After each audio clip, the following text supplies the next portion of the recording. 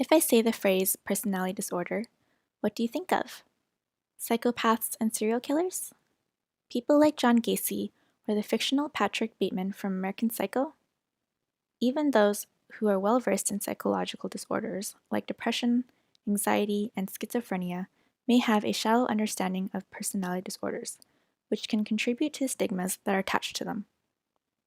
And while psychopathy falls under a particular personality disorder, antisocial personality disorder, there are actually 10 personality disorders in the DSM-V. If you're interested in learning more about personality disorder, we're sharing a quick crash course for you. Personality disorders are defined as a type of mental disorder in which your thinking, functioning, and behavior are rigid and unhealthy.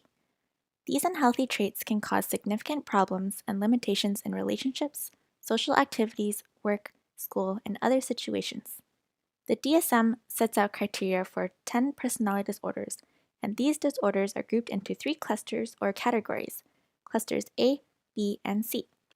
Cluster A is considered the odd eccentric cluster and consists of paranoid personality disorder, schizoid personality disorder, and schizotypal personality disorder. People in this cluster often behave in strange ways and may in particular struggle with social situations. Paranoid personality disorder. Have you ever had feelings of paranoia or assumed someone walking behind you was following you? For someone with paranoid personality disorder, they often have extreme feelings of paranoia. They feel everyone is out to get them and are hyper-aware of danger. They mistrust others and often don't get close to people for fear that person will hurt them. Schizoid personality disorder. Do you know someone who is a bit of a loner or who seems detached from others? People with schizoid personality disorder take the idea of being a loner to the extreme. It is characterized by social detachment and restricted emotions. They prefer solitude to others' company, but they tend to miss social cues and come across as cold or aloof. Schizotypal personality disorder. This one is similar to schizoid with one key difference. Do you know someone who believes in odd things? Fairies, magic, things that are otherwise considered strange? One of the key features in schizotypal personality disorder is the so-called magical thinking. They're often awkward in social situations, much like those with schizoid personality disorder, but also experience perceptual and cognitive distortions, as well as displaying erratic behavior. This personality disorder is likable to the more well-known condition, schizophrenia. They are very closely linked, with a lot of overlap. One movie that portrays schizophrenia, which we recommend, is the movie A Beautiful Mind from 2001. Due to the overlap, this gives you an idea of what people with a schizotypal diagnosis are like. Cluster B is considered the dramatic cluster and consists of borderline personality disorder, histrionic personality disorder, narcissistic personality disorder, and antisocial personality disorder. People in this cluster often behave in dramatic ways, which can lead them to struggle to maintain stable relationships. Borderline personality disorder. Do you have a friend who seems to switch opinions on people very quickly or experiences mood swings and instability? These are key features of the next personality disorder, which seems to be the most common.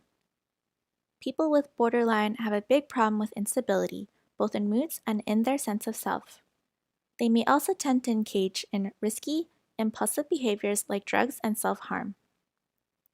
Seeing the world in black and white can also influence them to engage in splitting, which is when their feelings towards a person swings drastically. Borderline personality disorder is portrayed in the film Girl Interrupted. The main character is diagnosed with borderline personality disorder after a suicide attempt, and the film focuses on her stay in a mental institution. Histrionic personality disorder. We all know someone who loves being the center of attention, right? And thrives in the spotlight? People with histrionic disorder take this to the extreme. They tend to excessively show their emotions and are very uncomfortable when they are not the center of attention. They also tend to be easily influenced by others' opinions. People who love to be the center of attention at parties, in class, or other situations could be suffering from this disorder. Are you enjoying this video? We run a quarterly magazine which is currently running a mini-series on personality disorders. To find out more, check out the Patreon, www.patreon.com/psych2go magazine, and our store, www.psych2go.shop. Narcissistic personality disorder. This is a term we've all heard. People talk about having met narcissists in their lives very often, but what does it mean to truly have narcissistic personality disorder? Narcissistic personality disorder sufferers have an inflated ego. They feel they are somehow special and unique. They also tend to be preoccupied by fantasies of power and have a powerful sense of entitlement. They are devastated by normal human limitations, and their self-worth can rapidly fall if they encounter these limitations. There are a few characters with a diagnosis of this in film, but there are many characters who could fit the bill. For example, Miranda Priestley in The Devil Wears Prada or Aldous Snow in Forgetting Sarah Marshall have been suggested by some to have NPD.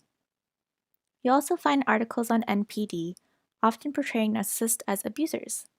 It's important to remember not all people with NPD are abusive, and not all abusers have NPD. Antisocial personality disorder.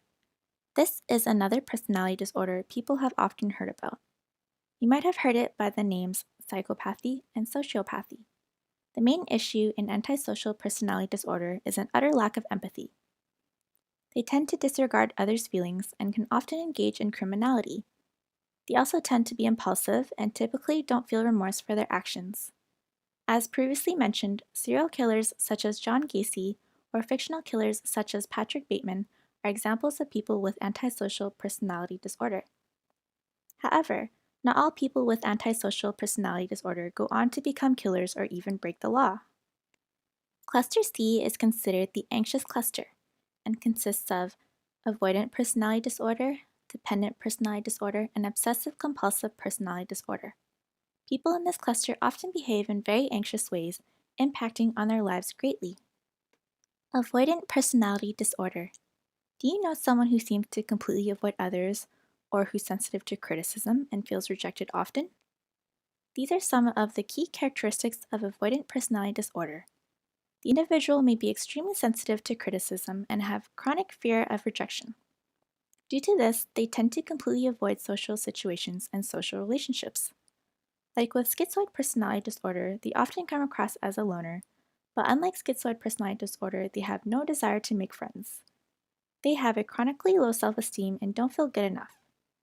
They may be a student in your class who never seems to contribute, or a coworker who takes every bit of criticism to heart.